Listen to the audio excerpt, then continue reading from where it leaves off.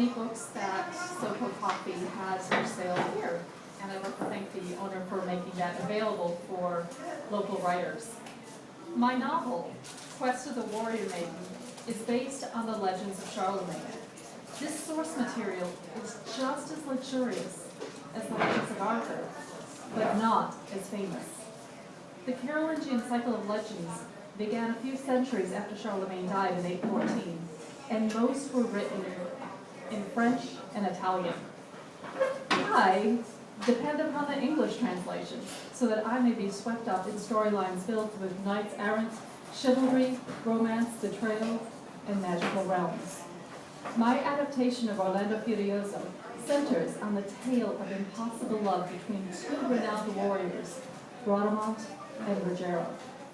Bradamante is the niece of Charlemagne, and Rogero is a Saracen warrior. Being on opposing sides of a holy war makes it a challenge for them to be together. The scene I will be reading is when the two first meet each other properly. This is after a fierce battle near the city of Toulouse. Charlemagne and his army fled when it appeared they would be defeated. Rogero was about to join in the pillage of Toulouse when he realized his mentor was missing. He set out in search of him when he came across two soldiers he didn't recognize still engaged in the duel. Rogero felt that since the battle was over for the day, the Christian soldier should be allowed to leave and join his forces. Bradamante, a vicious North African commander, refused to end the fight. So Rogero offered to take the Christian's place.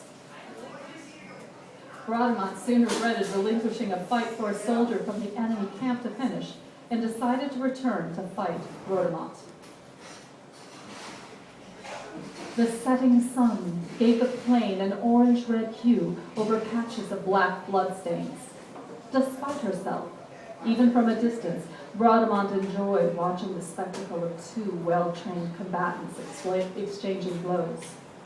Bradamante was becoming erratic, while the younger knight appeared to be gaining the upper hand. As Bradamante drew near, she was surprised to realize her champion was using the flat side of his blade rather than its edge. "This is not a tournament. This is war. Bradamante will kill you if given the chance." Bradamante held her tongue, lest she interrupt the young knight's concentration and provide Bradamante an advantage. She did not want to witness the death of a chivalrous knight at her enemy's hands. A sense of relief came over her as the younger knight pummeled Bradamante.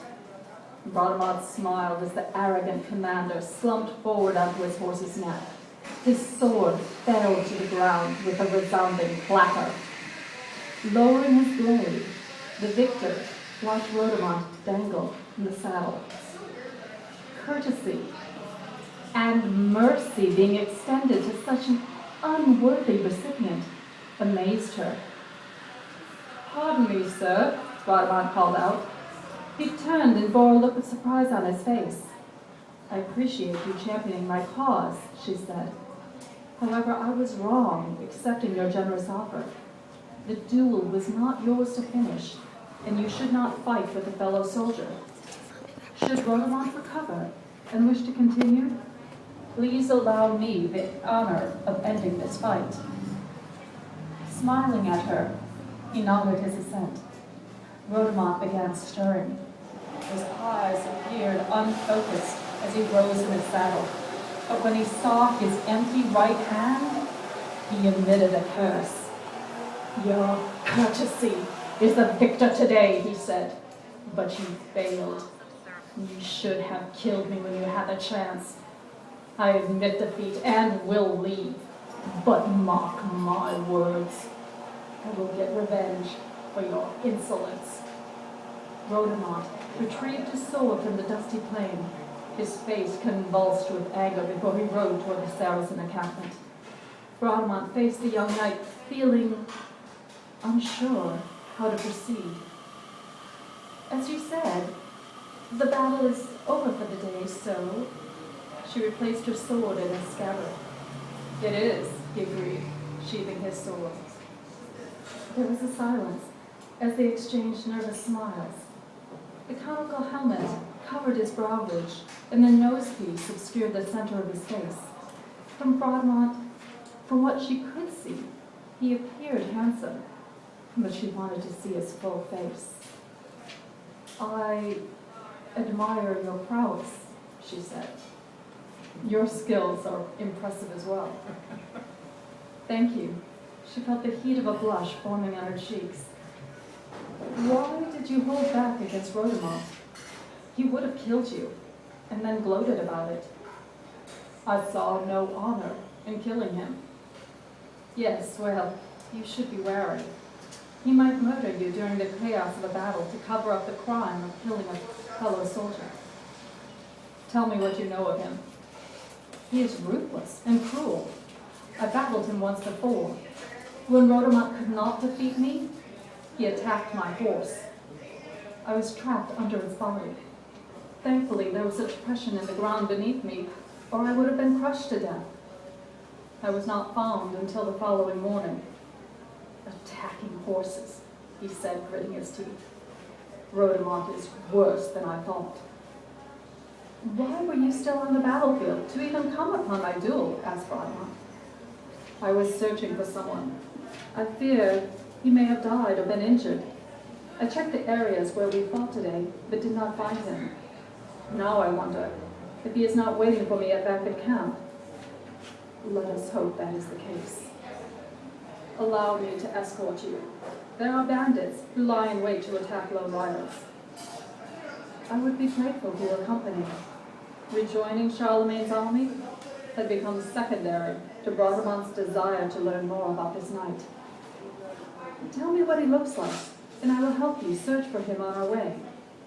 "Atala is old, with white hair and a long beard," he said as they traveled slowly back to the ridge. "You must think me foolish for searching amongst the dead." "On the contrary, I prayed during that long, cold night when I lay on a battlefield that one of my brothers or a kinsman would come looking for me." He fixed his eyes upon hers. "Thank you. My friends were not as understanding as you. They thought I was mad for passing up the chance to sack Toulouse." Bradamant broke his gaze. She had never felt nervous around a man before. Being with this young man was intoxicating. Casting her eyes over the ground, she avoided focusing on the shield designs. She did not want to put a name on any of the dead. "Tell me about Atala." "He is all the family I have, and has been my guardian since I was born." "What happened to your parents?" "My father was murdered. My mother died in childbirth." Bradamant's heart ached at the thought. Her family provided her with a sense of strength. She could not imagine being an orphan. "I am sorry for the loss of your family," she said, feeling woefully inadequate. He nodded, and then turned away from her, though not before she noticed a glistening in his eyes. "Atala," he called out, after clearing his throat. She added her voice to his. Together, they repeatedly called out Atala's name. Night would soon be upon them, and Bradamant was no closer in finding Charlemagne's army. Logic told her she should be galloping away while there was still some light left, but her heart overruled. How could she leave the side of the only man who had ever stirred passion in her without knowing his name? How would she ever find him again? Bradamant brought her horse to a halt as she spied a white-haired man lying face down. Could that be him? The young knight dismounted and walked over to the man. Kneeling, he carefully turned the body over and gave a sigh of relief. Praise Allah. As the knight moved, Bradamant saw the dead man's face clearly. The first thing she noticed was the man's lack of a beard. Then she fixated on his full mustache and blue eyes. Eyes she recognized.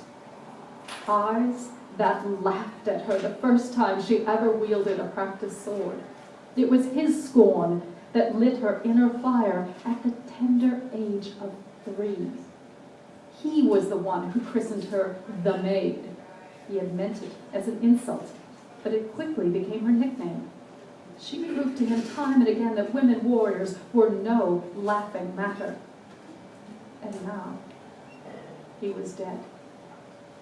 Her throat tightened as she bowed her head and made the sign of the cross. "Do you know him?" asked the knight. "Yes, that is, or was, Duke Guillaume of Orleans." The young knight folded the man's hands upon his chest and then closed the man's eyes. "I am sorry for your loss." Bradamant fought back tears. His sentiment was simple and heartfelt, as was the gesture of respect he made to the dead. Coming from an enemy soldier made it all the more overwhelming to her. She took a few deep breaths, trying to recover her composure. Warriors did not cry in the battlefield, no matter the circumstances. It was then she realized they were not far from the crest of the hill where she had first paused before returning to her fight with Bradamant. The idea of parting from this man caused her pain. A wild thought crossed her mind. What if I asked him to come away with me? Would he? "Was he dear to you?" the knight asked as he remounted his horse. His question startled her. "No, What is it that vexes you?" "You have been kind to me, more than I deserve. Your courtesy is greater than anything I have ever seen. I am upset, because had we met in battle earlier, I might have killed you. I would never have met you or known how honorable you are. That thought gives me pain. As far as the idea of someone as noble as you dying in battle would be a tragedy. I must know your name and your family." He gave her a warm smile as their horses began walking again. "I share your feelings. In this short time, I feel a greater kinship with you than with my comrades. You asked of my family? I must start with my noble ancestor, Hector of Troy. My sense of honor comes from him. I strive to live up to his image as the perfect knight. It is his standard that adorns my shield." Bradamant held her breath, catching her throat. She had grown up hearing many tales of that legendary hero's prowess in battle. The young knight held the shield up for her inspection. Its leather covering bore a hand-painted design of a silver eagle on a field of blue. "Hector of Troy is your ancestor? I thought his only son died in the fall of Troy." "The Iliad is wrong. Hector's widow Andromache spirited their son Astyanax out of the city with a trusted friend. The Greeks murdered Andromache and another Trojan child, which led them to think they ended Hector's bloodline. Astyanax grew up in Sicily, and as a young man slew a giant while rescuing the warrior queen of Syracuse. They later married." "A warrior queen? What was her name?" asked Bradamant, awed that her companion had clearly read an epic poem she had only heard about. "I wish I knew. Her name has been lost to history. She was as brave as Astyanax, perhaps braver. Their life together was short. He was betrayed and slain by Greeks. The warrior queen was heavy with child and fled for her life in a small boat, barely escaping the clutches of the Greek army. She landed safely in a cove in Reggio, where she bore Astyanax's son, Polydorus. Bradamant was pleased to hear pride in his voice at being descended from a female warrior, but her thoughts quickly shifted to the plight of the nameless queen. She imagined the terror an expectant mother must have felt fleeing for her life in a boat, not knowing where she would land, as well as worrying about when and where she would go into labor. The young knight described succeeding generations of his ancestors, captivating Bradamant by a verbal weaving of his family's tapestry. He stopped his horse after reaching the top of the ridge. "My grandfather, Duke Rampaldo, was a kind, honorable man and a wise ruler of Reggio. He had 2 sons. My father, named Rogero II, and the other son was Beltramo, my uncle. My father married Galaziella, a warrior who met in battle." Your mother was a warrior? Yes, an accomplished warrior in the Muslim army. I do not know how my parents met, but it was during a war in Italy. She was baptized a Christian, and they married. Vladimir's heart leapt. Might he follow in his mother's footsteps and convert his faith for love? For my love? She almost laughed out loud, realizing he most likely did not even know he was talking with a woman. Tendrils of fog crept over the hillside. She knew they would need to find someplace safe to spend the night before darkness descended. But how to bring up such a subject? My uncle was jealous and wanted my mother for himself, the knight said. He betrayed my father and grandfather, which led to their murders. My mother escaped Reggio while it was being pillaged. She died giving birth to me. I am Rogero III, named after my father. Rogero of Reggio, she said, turning the sound of his name over in her mind. Tell me where you were raised. On the summit of Mount Carena in Tunisia. It was just Atala and me, no one else for miles around. He taught me to hunt as well as the art of joust and swordplay. How did you come to serve Acremont? I remember hearing of your father's admirable service to Charlemagne. Why are you his enemy? Acremont made me a knight. And you are a Saracen? I am a Muslim, Rogero corrected her. That is how my guardian raised me. Please, tell me of your name and family. Vladimir was overcome hearing Rogero's tale, this family's history of valor and tragedy. The request for her name was a simple enough return courtesy, except she hoped, by revealing her identity, she might stir passion within his heart to match hers. Then perhaps he would run away with her and join Charlemagne's forces. And that I will answer happily. I am from the house of Lyon. My father is Duke Aimon of Dordogne. His most famous son is the celebrated Count Renaud of Montauban. And I, she paused as she removed her helmet and pulled at the tether in her hair, and Renaud's sister, Rhodomont. Rogero was stunned. He had assumed the sweet voice of his companion was that of a youthful male whose voice had not yet changed.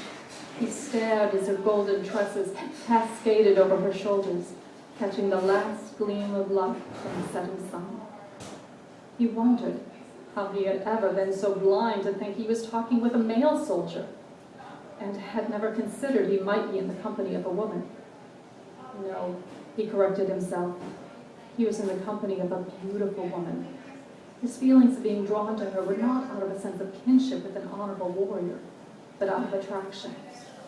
As he looked into her eyes, he imagined his father reacting similarly when he met Galaziella, or how Paris met upon meeting Helen of Sparta. Rogero then understood why the Trojan War was fought over the love of a woman. If necessary, he would kill 1,000 men for her. Defending her earlier from Rhodomont, he originally thought was about idealism. Now he realized its true significance. Fate had meant for him to come upon that duel and to protect her from harm. Rhodomont had suddenly become the most important thing in his life. Please, Rogero, remove your helmet, she said. He quickly complied. Rhodomont gave him a smile, showing that she shared his feelings. The Greek god Eros could not have invoked a more powerful response in two people. Rogero was afraid of saying anything, lest he break the magic of the moment. A crash behind him made Rogero jump. A voice called out, "There is one now, and it is the maid! Get her!" A horse galloped up the hill. Rogero turned as a mounted soldier's sword hit Rhodomont squarely in the back of her unprotected head.